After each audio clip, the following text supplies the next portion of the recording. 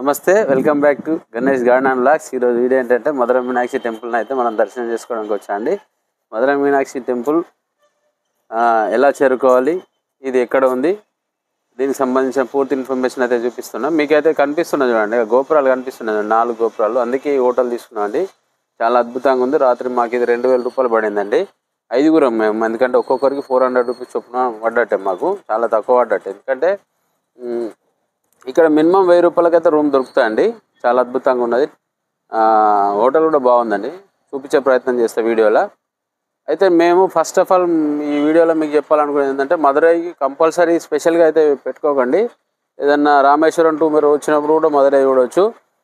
మీకు ఇంకా వేరే చాలా దగ్గర ఉన్న టెంపుల్స్ అని అంటే చిదంబరానికి దగ్గరనే ఉంటుంది, తంజావూరుకు దగ్గరనే ఉంటుంది.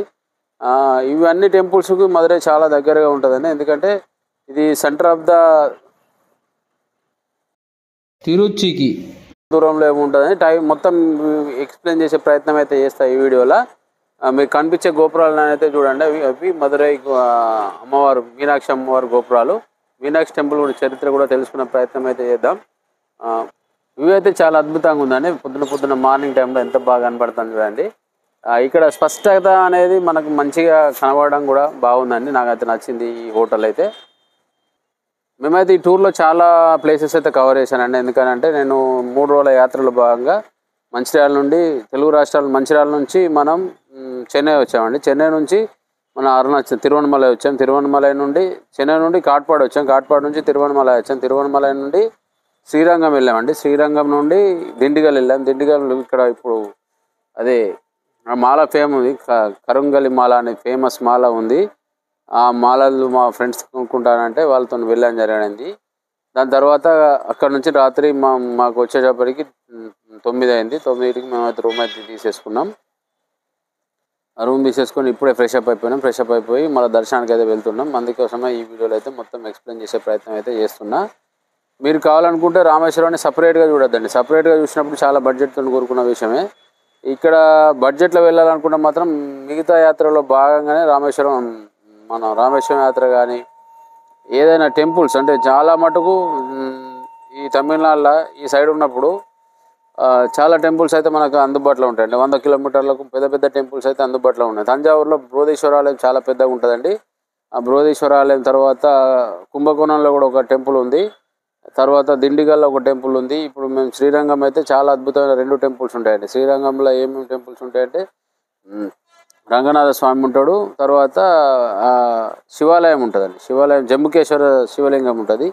అది చూసిన తర్వాతనే మేము దిండిగల్ వెళ్ళాం. దిండిగల్లో సుబ్రహ్మణ్య స్వామి పాతాళ శంభుమురుగన్ అని సుబ్రహ్మణ్య స్వామి టెంపుల్ అయితే ఉంది. సుబ్రహ్మణ్య స్వామి టెంపుల్ దర్శనం చేసుకున్న తర్వాత మేము నైట్లో మదురై డైరెక్ట్ బస్ ఎక్కాం. మదురై ఏదైనా రావాలంటే దిండిగల్కి రావాల్సిందేనండి. మదురై పాతాళ శంభుమురుగన్ టెంపుల్ దిండిగల్ నుంచి 20 కిలోమీటర్ల దూరంలో అయితే ఉంటుంది.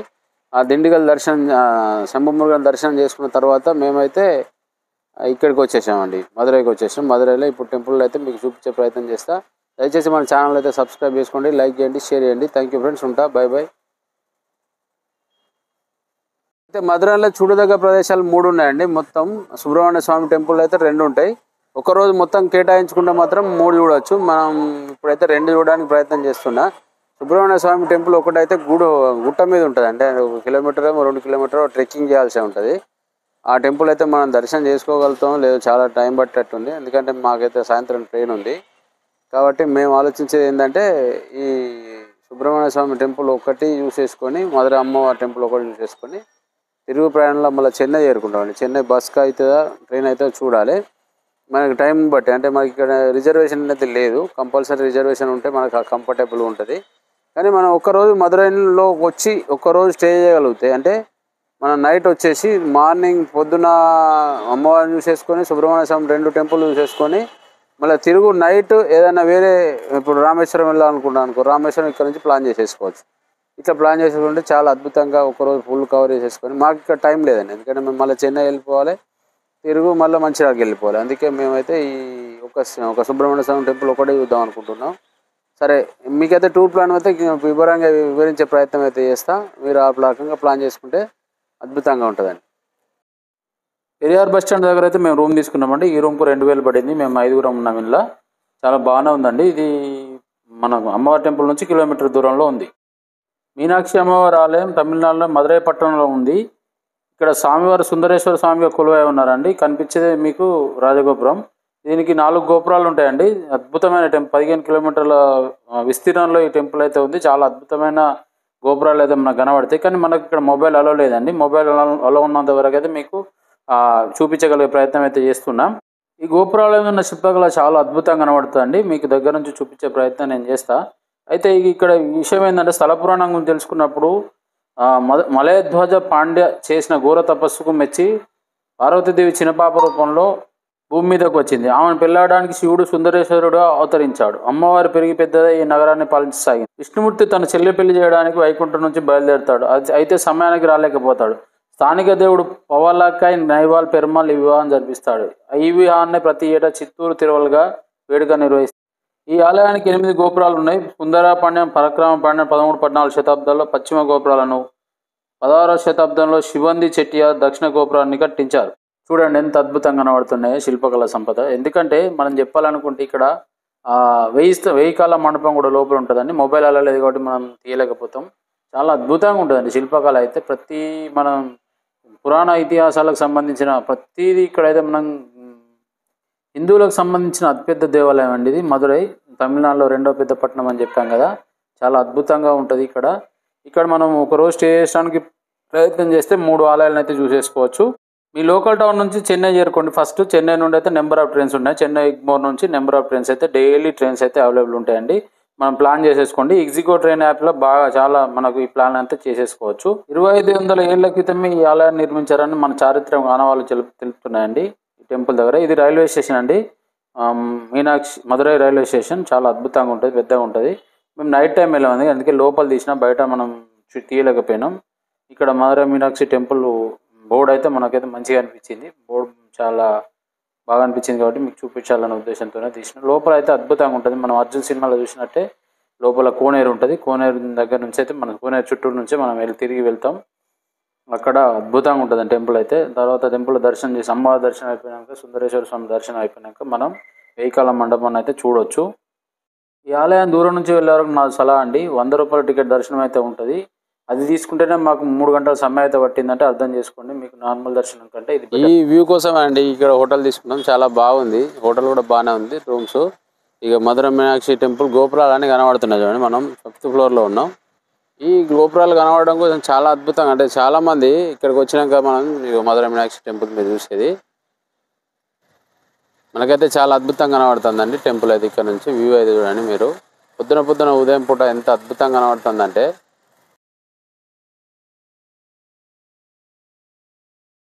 యాత్రకు సపరేట్గా వెళ్తే చాలా బడ్జెట్ కొడుతూ కోరుకున్నదండి. మనం సపరేట్గా మధురై వెళ్ళాలనుకున్నప్పుడు ఏదైనా పక్క టెంపుల్ కూడా చూడండి. ఇప్పుడు మేము దిండిగల్ వెళ్ళామని చెప్పాం కదా, దిండిగల్ కానీ, చిదంబరం కానీ, కుంభకోణం కానీ దగ్గర ఉంటాయండి టెంపుల్ అన్నీ. 100 కిలోమీటర్ల దూరం నెంబర్ ఆఫ్ ట్రైన్స్ కూడా అవైలబుల్ ఉంటాయి. ఈ ట్రైన్ రూట్లోనే చాలా టెంపుల్స్ అయితే అందుబాటులో ఉన్నాయి. మీకు చెక్ చేసినా, గూగుల్లో చెక్ చేసినా తెలుస్తాయండి. టూర్ ప్లాన్ చేసుకున్నప్పుడు మనం యూట్యూబ్లో సెర్చ్ చేయాలండి. చాలా బాగా ఇన్ఫర్మేషన్ అయితే ఉంటుంది. మనం ఎలా చేరాలి, ఎక్కడికి వెళ్ళాలి, అక్కడ మనకి ఎంత ఖర్చు అవుతుంది అన్నీ చెక్ చేసుకోవాలి. నేనైతే యూట్యూబ్లో చెక్ చేసిన తర్వాతనే వెళ్తా అండి. మీరు కూడా వీలైతే ప్రతిదీ చెక్ చేసుకున్న తర్వాత ఫాలో అయితే బెటర్ అండి. పై నుండి అయితే మళ్ళీ చూపించే ప్రయత్నం అయితే చేస్తున్నాను అండి సెల్ఫీ వీడియోలో. దానికి వెళ్ళినప్పుడు చాలా పీస్ఫుల్ అనిపిస్తుంది. లోపల అయితే చాలా అద్భుతంగా ఉంటుంది అమ్మవారు. నేనైతే ఇక్కడ మళ్ళీ గోపురం అంటే ఇప్పుడు లేటెస్ట్గా మనకి ఏదైతే పాత వీడియోలు అండి, ఇంతకుముందు మనం గోపురాలు పెట్టినాయి. లేటెస్ట్ గోపురాలు ఎట్లున్నాయంటే మొత్తం కట్టెలతో పునర్నిర్మాణం జరుగుతుంది. అందుకే మేమైతే మళ్ళీ వెళ్ళేటప్పుడు చిన్న వీడియో తీసిన, మీరైతే చూడండి. ఇదంతా షాపింగ్ ఏరియానండి. మేము నడుచుకుంటూ వెళ్ళినాం. మీకు ఇప్పుడు కనిపించేది సౌత్ టవర్కు రోడ్ అండి. సౌత్ టవర్కు మా దగ్గర అయితే మా రూమ్కు దగ్గర ఉంటుంది.